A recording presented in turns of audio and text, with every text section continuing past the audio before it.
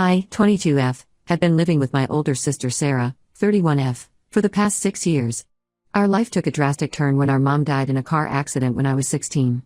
It was a rainy night in October, and Mom was driving home from her late shift at the hospital where she worked as a nurse. The police said she lost control of the car on a slippery curve. Sarah and I were at home, waiting for her to come back so we could have our weekly movie night. Instead, we got a visit from 2 solemn-faced officers. In the midst of our grief, we faced another blow. Our dad, Jack, 54M, couldn't be bothered to take care of us. He had remarried a few years earlier and had a new family. His wife, Melissa, 42F, made it clear that she didn't want us interfering with their perfect life. So, at 25, Sarah stepped up and became my guardian.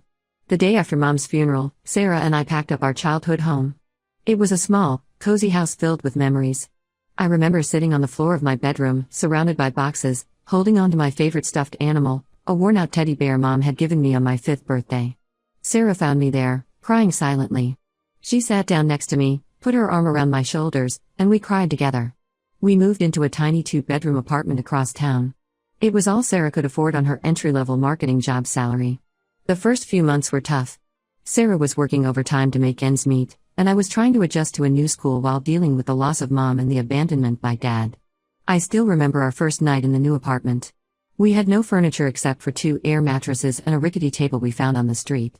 We sat on the floor, eating takeout pizza straight from the box, and Sarah tried to make me laugh by telling silly stories about her new coworkers. It didn't quite work, but I appreciated her effort. As time went on, things got a bit easier. I got a part-time job at a local diner to help with expenses. The owner, Mrs. Rodriguez, took a liking to me and often sent me home with leftover pies and casseroles. Sarah got promoted at work, which meant longer hours but better pay. We slowly furnished our apartment, piece by piece, mostly from thrift stores and yard sales. During all this time, we never heard from Jack. No calls, no messages, not even a card on our birthdays. It was like we didn't exist for him. Sarah and I leaned on each other, and over time, we became not just sisters but best friends. We had our movie nights every Friday, just like we used to with Mom. We'd curl up on our second-hand couch, wrapped in blankets, and watch everything from classic comedies to cheesy horror films. Fast forward to when I turned 20. I was in my 2nd year of community college, studying to become a nurse like Mom. Sarah had been promoted to marketing manager and was dating a nice guy named Tom. Things were looking up for us. Then, out of the blue, I got a Facebook message from Jack. He said he wanted to reconnect and apologize for being absent. I was skeptical but decided to give him a chance. We started talking regularly, and he even invited me to dinner a few times. The first dinner was awkward. We met at a fancy restaurant, the kind of place Sarah and I could never afford. Jack looked older than I remembered, his hair more gray than brown now. He asked about my studies, my job, my friends. He seemed genuinely interested, and for a moment, I allowed myself to hope that maybe, just maybe, he wanted to be a real father to me. Over the next few months, we had more dinners. Sometimes Melissa and my half-sister Emma, 8F, would join us. Emma was a sweet kid, always excited to see her big sister. Despite my reservations about Jack and Melissa, I found myself warming up to Emma. Things seemed to be going well until I found out the real reason behind Jack's sudden interest in my life. It happened during one of our dinners. Jack was acting nervous, fidgeting with his napkin and avoiding eye contact. Finally, he blurted out that Emma needed a bone marrow transplant. Apparently, I was a potential match. I sat there, stunned. All those dinners, all those conversations, they were just a build-up to ask me for bone marrow. When I didn't respond immediately, Jack launched into a speech about family duty and how Emma was just an innocent child. Melissa chimed in, talking about how this could be my chance to really become part of the family. I exploded. I told Jack exactly what I thought of him and his sudden fatherly concern. I reminded him of all the times he wasn't there, my high school graduation, my first heartbreak, the countless nights Sarah and I struggled to make ends meet. I asked him where his sense of family duty was then. Jack tried to guilt-trip me, saying Emma's life was at stake. But I refused to budge.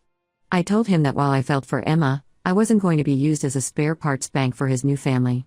Then I walked out of the restaurant, ignoring their calls to come back.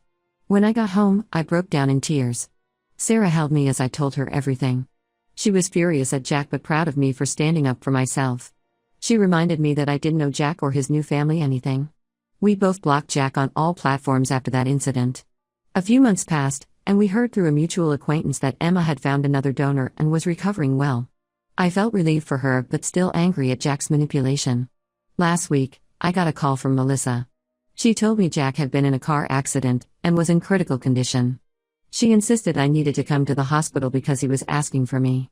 Her voice was tearful as she described how he kept mumbling my name in his semi-conscious state. I didn't go. As cruel as it might sound, I felt nothing. This man had abandoned me when I needed him most, tried to use me when it suited him, and now expected me to drop everything and rush to his side? No way. Melissa called again yesterday, sobbing. Jack had passed away. She berated me for not coming to the hospital, saying I was a horrible daughter and that Jack had always loved me. She said I needed to be at the funeral to say goodbye to my father. I hung up on her. I don't plan on going to the funeral. To me, Jack was nothing more than a sperm donor. He proved time and again that he had no genuine interest in being a part of my life. Sarah agrees with my decision, but I can't help feeling a bit guilty. Am I wrong for not wanting to attend my own father's funeral? Should I have gone to the hospital when he asked for me? I keep telling myself that I don't owe him anything, but there's still this nagging feeling in the back of my mind. Jack's family has been blowing up my phone, calling me heartless and selfish. They say I'm disrespecting his memory and that I'll regret this decision for the rest of my life. But I can't bring myself to pretend to mourn a man who was never really a father to me. I need some outside perspective. Am I the asshole for refusing to attend my father's funeral? Update 1, it's been 2 weeks since my last post, and a lot has happened. First, I want to thank everyone for their support and advice. It really helped me stand my ground during this difficult time. As I mentioned before, I didn't attend Jack's funeral. Instead, Sarah and I spent the day together, looking through old photo albums of our mom and remembering the good times we had as a family before everything fell apart. We found a picture of us at the beach when I was about 7 and Sarah was 16. Mom was building a sandcastle with me while Sarah was pretending to be annoyed at having to hang out with her little sister, but you could see the smile she was trying to hide. It was bittersweet, remembering how happy we were then. The day after the funeral, Melissa showed up at our apartment unannounced. She was a mess, her eyes were red and puffy, her hair disheveled. She started yelling at me in the hallway, loud enough that our neighbor Mrs. Johnson poked her head out to see what was going on. Melissa was saying how I had embarrassed the family by not showing up, how Jack had always loved me even if he didn't show it well. Sarah stepped in and told her to leave, but Melissa refused. She said she wouldn't go until I agreed to come to a memorial service they were planning for next month.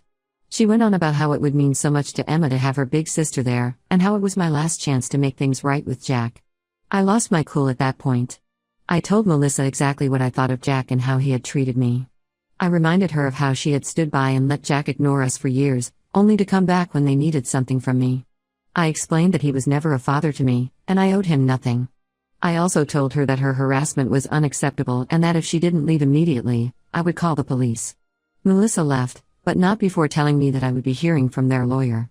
Apparently, Jack had left me something in his will, and she was threatening to contest it if I didn't start acting like a proper daughter. I was shocked. I had no idea Jack had included me in his will, and honestly, I didn't want anything from him. Sarah suggested we consult a lawyer just to be safe, so we made an appointment for the following week. A few days later, Emma reached out to me on social media. Unlike Melissa's angry messages, Emma's was heartbreaking. She sent a long message about how much Jack had loved me and how he had always regretted not being there for me. She talked about how Jack would sometimes look at old photos of Sarah and me, and how he kept a picture of me in his wallet. She begged me to reconsider coming to the memorial service, saying it would mean a lot to her to have her big sister there. I felt terrible for Emma. She's just a kid caught in the middle of all this adult drama. I wrote back to her, explaining as gently as I could that while I was glad she had a good relationship with Jack, my experience with him was very different.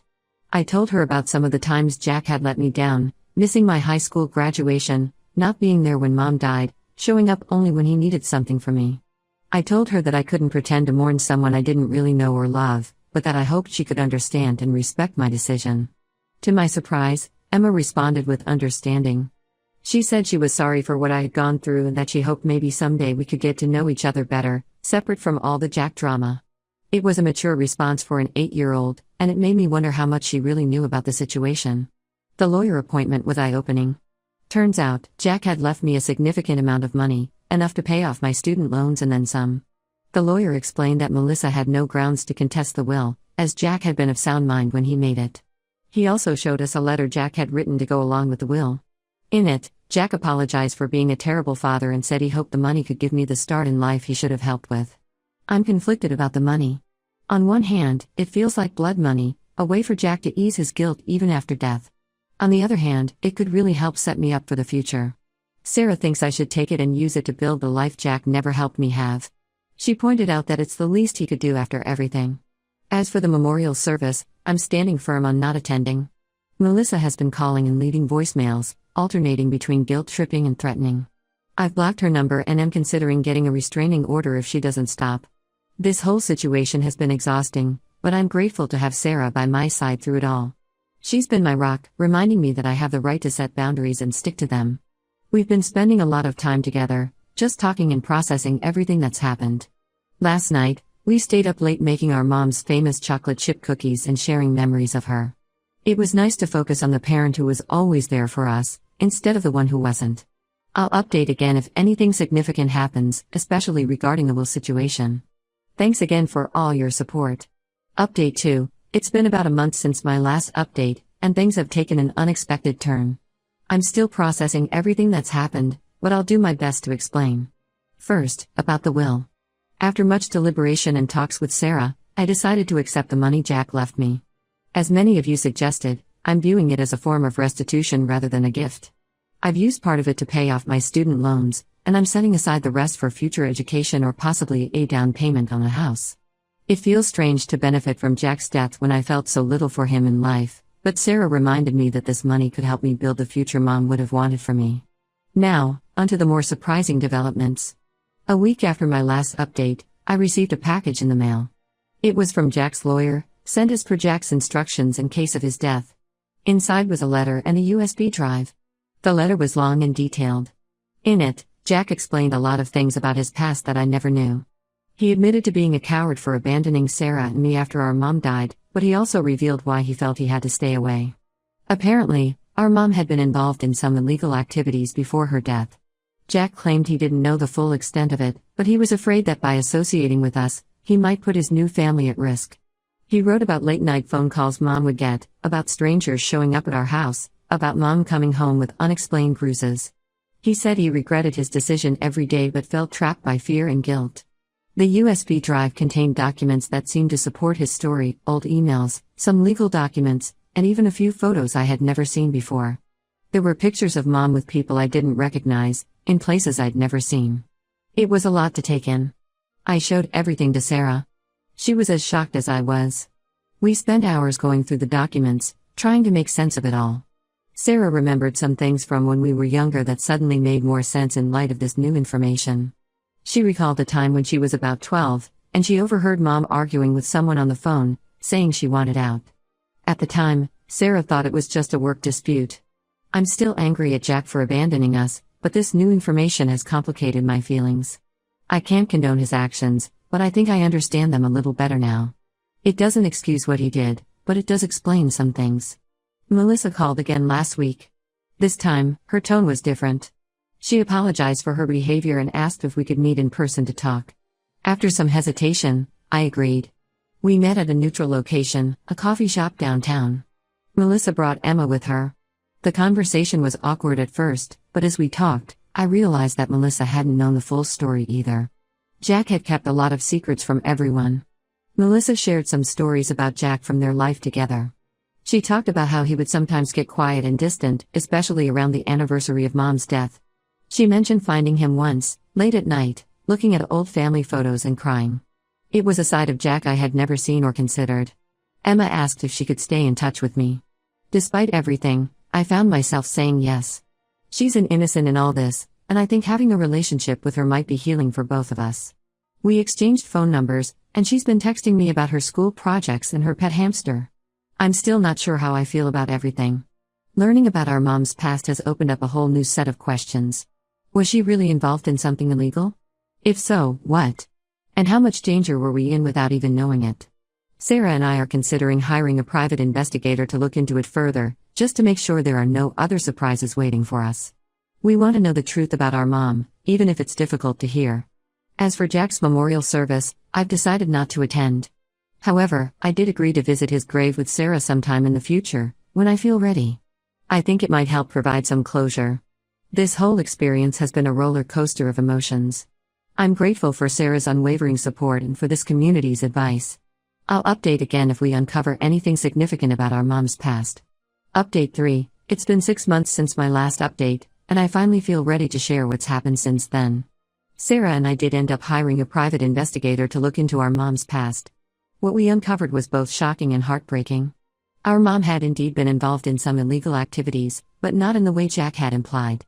She had been working as an informant for the FBI, helping to bring down a major drug trafficking ring.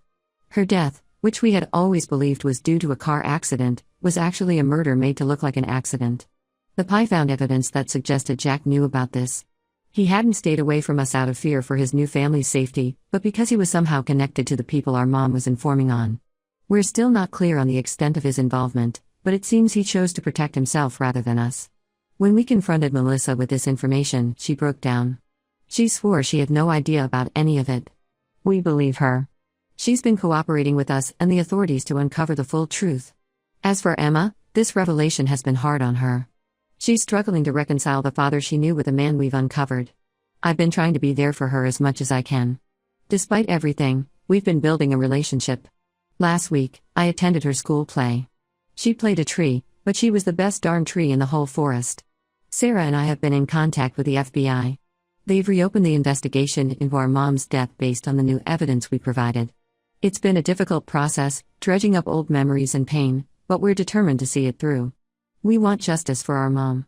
The money Jack left me has taken on a new significance. I'm using part of it to fund the investigation and to seek therapy for myself and Sarah. We're both dealing with a lot of complicated emotions and trauma. Melissa has been surprisingly supportive through all of this. She's horrified by what Jack did and has been doing everything she can to help us uncover the truth. She's even offered to testify if it comes to that. As for me, I'm still processing everything. My anger at Jack has transformed into something deeper and more complex. I'm angry at him for his deception, for choosing himself over his children, but I'm also sad for the relationship we never had and now never will. I've started volunteering at a support group for children of incarcerated parents. It's helping me work through my own issues while also giving back to others who are struggling with similar situations. This journey has been incredibly difficult, but it's also brought some unexpected positive changes. Sarah and I are closer than ever. I have a relationship with my little sister. And most importantly, we're finally on the path to understanding our past and honoring our mom's memory. Last week, Sarah and I visited Mom's grave for the first time in years. We brought her favorite flowers, yellow daisies, and spent some time just talking to her. We told her about the investigation, about how much we miss her, and how we're finally learning the truth about her life. It was emotional, but also cathartic. I don't know what the future holds. The FBI investigation is ongoing, and we're bracing ourselves for whatever truths it might uncover. But I'm facing it with a strength I didn't know I had. Sarah and I are in this together, and for the first time in a long time, I feel like we're not just surviving, but starting to live again. Thank you all for your support throughout this journey. Your words of encouragement have meant more than you know.